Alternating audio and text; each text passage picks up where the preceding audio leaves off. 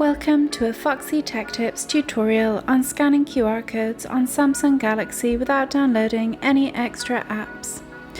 If you find this video helpful, please consider subscribing to my channel and liking the video. You should be able to just open your phone's camera and point it at a QR code, and your phone should read it. However, if nothing happens when you point your phone camera at a QR code, then tap the settings cog in the top left corner of the camera screen. Tap on Scan QR Codes to switch the feature on. When Scan QR Codes is on, the toggle to the right of it will be blue. Now when you point your camera at a QR code, it will read it, and whatever the QR code is relating to will pop up on your screen. Tap on the web address or whatever the QR code was for. You will be brought to the web page or whatever the QR code was for.